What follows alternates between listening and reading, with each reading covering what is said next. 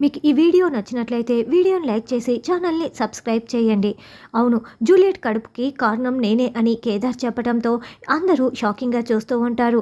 అప్పుడే బామ్మ, నిషి, వైజయంతి, మేఘన మీరందరూ ఒకసారి బయటికి రండి మాట్లాడాలని చెప్పడంతో అందరూ బయటికి వస్తారు. ఏంటి మీరు అక్కడ ఉన్నది అసలు ఆడపిల్లే కాదు, మీ అన్నయ్య బూచి అని చెప్పారు. ఇప్పుడు ఏకంగా కేదార్ వల్లే ఆ జూలియట్కి కడుపు వచ్చిందని వాళ్ళు మాట్లాడుతున్నారు. అసలు మీరు చెప్పేది నిజమేనా అని బామ్మ అడుగుతూ ఉంటుంది.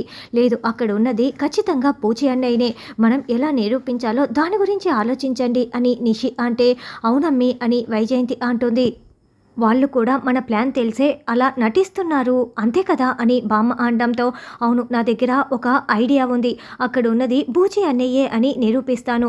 ఇందాక బూచి అన్నయ్య కార్లో అని నిషి ఏదో ఒక ప్లాన్ చెప్తుంది. సరే, వెంటనే అమలు చేద్దాం అని వాళ్ళు అంటారు. మేఘన, ఒకసారి నీ ఫోన్ ఇవ్వు అని నిషి చేతిలోకి తీసుకోగానే అప్పుడే కాచి అక్కడికి వస్తుంది. కాచి, నీకోసమే ఫోన్ చేస్తున్నాను, నువ్వే వచ్చావు, నీకు ఒక ముఖ్యమైన విషయం చెప్పాలి అని నిషి అంటే, అవునమ్మి, అల్లుడు ఎవరో అమ్మాయితో తిరుగుతున్నాడు అని వైజయంతి చెప్తుంది. అన్నట్టు అమ్మి హాస్పిటల్లో అంతా బాగానే ఉందని నీకు చెప్పారు కదా, నేను చెప్తున్నదైతే నిజం, అల్లుడు ఎవరో అమ్మాయితో తిరుగుతున్నారని వైజయంతి అనడంతో, లేదు, బూచి ఎప్పటికీ నన్ను మోసం చేయడు, కావాలంటే అబద్ధాలు చెప్తాడు కానీ నన్ను మోసం చేసే ప్రసక్తే లేదు అని కాచి అంటే, లేదు, మేము నిజమే చెప్తున్నాం, కావాలంటే నిరూపిస్తాం పద అని మేఘన, నిషి, వైజయంతి, రా మాతో రా, కారులో చూడు ఏమున్నాయో అని కారుని ఓపెన్ చేసి చూపిస్తూ ఉంటారు. అందులో పూలు, ఆడవాళ్ళ విగ్గు, బట్టలు కార్ సీట్లో ఉండటం చూసి, చూస్తున్నావా, దీన్ని బట్టే మేము బూచీకి ఎవరో అమ్మాయిలతో అక్రమ సంబంధం ఉందని చెప్తున్నామని అనడంతో, లేదు, బూచీ ఏదో డ్రామా కంపెనీలో డ్రామా వేస్తున్నానని చెప్పాడు, అందుకోసమే అయ్యుంటుంది అని కాచి అంటుంది. నువ్వింత అమాయకంగా ఉన్నావు కాబట్టే అబద్ధాలు చెప్పి నిన్ను మోసం చేస్తున్నాడు. అసలు పూచీకి దాత్రి కేదార్లు హెల్ప్ చేస్తున్నాడని మా అనుమానం, కావాలంటే లోపలికి పద, నువ్వే తేల్చుకుందువు అని నిషి, వైజయంతి అనడంతో, ఇప్పుడే తేల్చుకుంటానని కాచి కోపంగా లోపలికి వస్తూ ఉంటుంది. ఇప్పుడు లోపల ఉన్నది జూలియట్ కాదు, బూచి అన్నయ్యే అని నేను నిరూపిస్తాను, పదండి వెళ్దాం అని నిషి అంటుంది. ఈసారి వాళ్ళు ఏ స్కీమ్తో వస్తారో నాకు చాలా భయమేస్తుంది సిస్టర్ అని బూచి అంటే, ఏం భయపడకన్నయ్యా, ఇలా వచ్చినా మేఘన, బామ్మ అలా వెళ్ళిపోతారు, చూస్తూ ఉండు అని దాత్రి కాన్ఫిడెంట్గా చెప్తుంటే, అప్పుడే కాచి కోపంగా లోపలికి వస్తూ ఉంటుంది. కాచి ఏంటి కాళికా మాతలా వస్తోంది, నిజం తెలిసిపోయిందా అని బూచి టెన్షన్ పడుతూ ఉంటే, అలాంటిదేం లేదులే బావా అని కేదార్ ధైర్యం చెప్తూ ఉంటాడు. ఏంటి జగదాత్రి, నీకు నిజం తెలిసినా కూడా ఎందుకు నా దగ్గర దాచిపెట్టావు అని కాచి నిలదీస్తూ ఉంటే, ఏంటి నాకేం నిజం తెలుసు అని దాత్రి అంటుంది. బూచి ఎవరో అమ్మాయితో తిరుగుతున్నారన్న నిజం నాకెందుకు చెప్పలేదు అని కాచి అంటే, నేను తిరగటం ఏంటని జూలియట్ ప్రశ్నిస్తూ ఉంటుంది. అబ్బా, నిన్ను కాదులేవమ్మా అని కాచి అంటుంది. లేదు బావ, నిన్ను మోసం చేయలేదు అని కేదార్ చెప్తుంటే, లేదు దాత్రి, కేదారు మీరిద్దరూ నా దగ్గర నాటకాలు ఆడుతున్నారు, బూచి నన్ను మోసం చేస్తున్నారు, వేరే అమ్మాయితో అఫైర్ పెట్టుకున్నారు అని కాచి అంటుంటే, బూచి నిన్ను మోసం చేయటం ఏంటి, బూచి చాలా మంచివాడు అని జూలియట్లా బూచి చెప్తూ ఉంటాడు. అసలు నేను నా మొగుడి గురించి మాట్లాడుతుంటే నా మొగుడు గురించి నువ్వు మాట్లాడుతున్నావేంటి, నువ్వు కాస్త ఆపుతావా అని కాచి అంటుంది. అది కాదు అని దాత్రి చెప్తున్నా కూడా, కాచి నువ్వు వెంటనే బూచికి ఫోన్ చేయి అని నిషి అంటుంది. చేస్తానని కాచి ఫోన్ చేస్తూ ఉంటే, ఫోన్ సైలెంట్లోనే పెట్టుకున్నాను సిస్టర్ అని బూచి దాత్రి వైపు చూస్తూ ఉంటే, హమ్మయ్య అని అనుకుంటూ ఉంటుంది. బూచి ఫోన్ లిఫ్ట్ చేయట్లేదు అని కాచి అంటుంది. ఫోన్ రింగ్ అవుతూ ఉంటే ఇక్కడే ఉండాలి కదా ఫోన్ అని నిషి, మేఘన అనుకుంటూ ఉంటారు. వెంటనే మేఘన జూలియట్ హ్యాండ్ బ్యాగ్ తీసుకోవటంతో, నా హ్యాండ్ బ్యాగ్ నువ్వెందుకు తీసుకుంటున్నావు అని బూచి లాక్కునేస్తాడు. లేదు, బూచి ఖచ్చితంగా నన్ను మోసం చేస్తున్నాడు, నేను ప్రాణాలతో ఉండను, నేను చచ్చిపోతాను అని కాచి అంటే, అన్నయ్య కాసేపట్లో ఇంటికి వస్తాడు, నువ్వు తొందరపడకు, అన్నయ్య నిన్ను మోసం చేయలేదని దాత్రి ఎంత చెప్తున్నా కూడా అస్సలు వినకుండా కాచి గదిలోకి వెళ్తూ ఉంటే, ఆగు ఆగు అంటూ జూలియట్, దాత్రి ఇద్దరు అడ్డుపడుతూ ఉంటారు. చావు సమస్యకి పరిష్కారం కాదు అని బూచి అడ్డుపడుతూ ఉంటే, ఏయ్ నీకేం తెలీదు, పక్కకు వెళ్ళు అని కాచి బూచిని తోసేసి డోర్ క్లోజ్ చేసేసుకుంటుంది.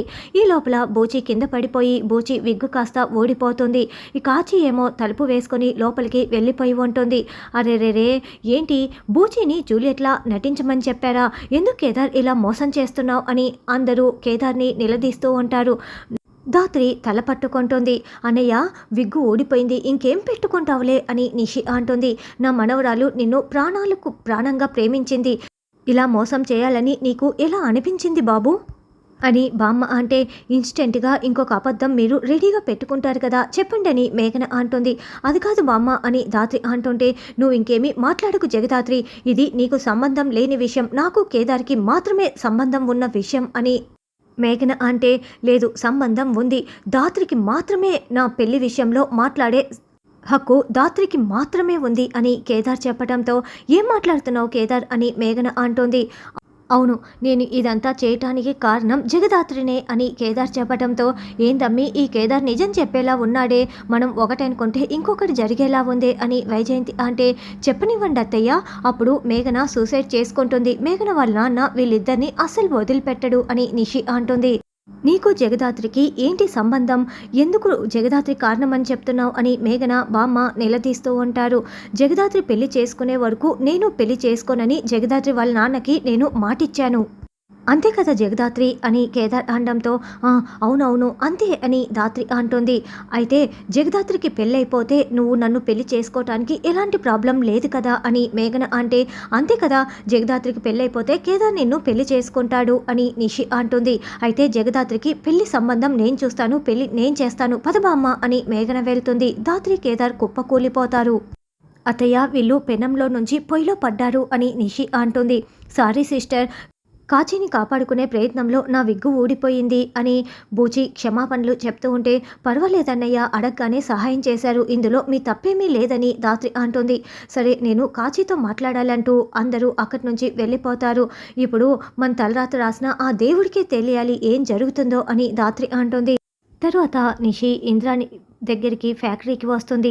ఇక నిషి రాగానే రాజమర్యాదలు ఇంద్రాని చేస్తూ ఉండటంతో, నేను వచ్చిన ప్రతిసారి నన్ను ఇలా వీల్ చైర్లో కూర్చోపెట్టడం నాకేమీ బాగోలేదు అని నిషి అంటే, నువ్వు ఇన్వెస్ట్ చేసావు కదా నిషి, ఈ మాత్రం చేయకపోతే ఎలా అని ఇంద్రాని అంటుంది.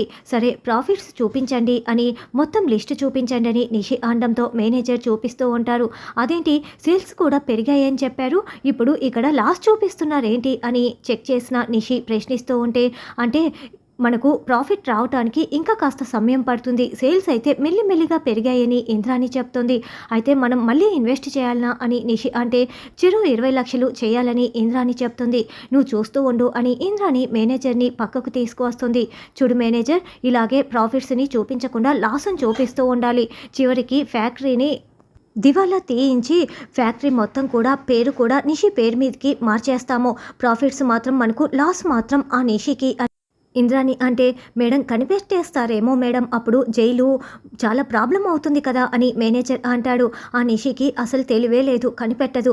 ఇక కౌశికి అంటావా, కౌశికి తెలిసే లోపలే మొత్తం అంతా నిషి పేరు మీదకి మారిపోతుంది, చేస్తే గీస్తే నిషిని అరెస్ట్ చేయాల్సి వస్తుందే కానీ నేను మాత్రం సేఫ్గా తప్పించుకుంటాను అని కౌశికి మీద పగ కూడా తీరినట్లయితుందని ఇంద్రాని ప్లాన్ చెప్పడంతో, సూపర్ మేడం అని అతను అంటాడు.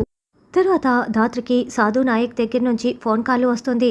ఆ జేడి మినిస్టర్ గారు ఒకచోట కొంతమంది పిల్లలకి భోజన కార్యక్రమం ఏర్పాటు చేశారు. అయితే ఆ భోజనం తిన్న కాసేపటికే కొంతమంది పిల్లలు అస్వస్థతకి గురయ్యారు. అపోజిషన్ వాళ్ళు అనవసరంగా ఈయన్ని ఇరికించడానికి ప్రయత్నిస్తున్నారు, ఈ కేసుని నువ్వే సాల్వ్ చేయాలి, ఏ లీడు దొరకటం లేదంట, ఇన్స్పెక్టర్ కూడా హాస్పిటల్లోనే ఉన్నాడు, మిగతా కేసు డీటెయిల్స్ వాళ్ళు చెప్తారు అని సాధునాయక్ చెప్పడంతో, సరే నేను చూసుకుంటాను సార్, అంతేకాకుండా మేము హాస్పిటల్కి వెళ్ళే లోపలే మీడియాని కూడా అక్కడికి రప్పిస్తాను, అబద్ధం ప్రజలకి చేరే లోపలే నిజం మీడియాకి చెప్పేస్తాను అని అనడంతో, గుడ్ మూవ్ జేడి, అలాగే కానివ్వు అని సాధునాయక్ అంటాడు. అయితే అక్కకు ఫోన్ చేయి అని ఛానల్కి బయలుదేరి వెళ్తోందని కేదార్ అనడంతో, నేను జేడీని మాట్లాడుతున్నాను కౌశిక్ గారు అని ధాత్రి అనగా, అదేంటి నాకు బాగా తెలిసిన వాయిస్లా అనిపిస్తోంది అని కౌశికి అంటోంది. ధాత్రి, గొంతు మార్చు అని కేదార్ సైగ చేస్తూ ఉంటాడు. అలాంటిదేం లేదే, సరేనండి, ఇప్పుడు ఒక కేసు వచ్చింది అని కేసు డీటెయిల్స్ చెప్పి మీరు మీ టీంతో అక్కడికి వచ్చేయండి వదినా అని ధాత్రి నోరు జారడంతో, వదినానా అని కౌశికి చాలా షాకింగ్గా ప్రశ్నిస్తూ ఉంటుంది. అంటే జగదాత్రి మిమ్మల్ని వదిన అని పిలుస్తుంటుంది కదా, నేను కూడా అలాగే వదిన అని పిలుచుంటాను, ఎందుకంటే జగదాత్రి నాకు అక్కలాంటిది కదా, అందుకే నేను కూడా అలా పిలిచానులేండి అని ధాత్రి కవర్ చేస్తుంది. సరే వస్తానులే అని కౌశికి ఫోన్ పెట్టేసి, నాకెందుకు జగదాత్రి జేడి ఇద్దరు ఒకేలా అనిపిస్తున్నారు, ఎప్పుడూ లేంది జగదాత్రి వాయిస్లా ఎందుకు అనిపిస్తోంది, పైగా వదిన అని కూడా పిలిచింది కదా అని కౌశికి ఆలోచనలో పడుతుంది. ధాత్రి కేదార్ హాస్పిటల్కి రాగానే అక్కడ ఇన్స్పెక్టర్ కేసు గురించిన మొత్తం డీటెయిల్స్ చెప్తారు. ఆశ్రమం అతను కూడా వచ్చేసి, మేడం వీళ్ళు తిన్న ఫుడ్డే మేము కూడా తిన్నాం మేడం, కానీ ఈ నలుగురు పిల్లలు మాత్రమే ఇలా వామిటింగ్స్తో కుప్పకూలిపోయారు మేడం అని చెప్పటంతో, అవునా, వీళ్లకు ఇంతకుముందు ఏమైనా ఇలా జరిగిందా అని ధాత్రి ప్రశ్నిస్తూ ఉంటే, లేదని అతను కన్ఫర్మ్ చేస్తాడు. అప్పుడే డాక్టర్ అక్కడికి వచ్చి, అసలు వాళ్ళ హార్ట్ బీట్, బీపీ అన్నీ కూడా చాలా ఓవర్గా ఫ్లక్చువేట్ అవుతున్నాయి.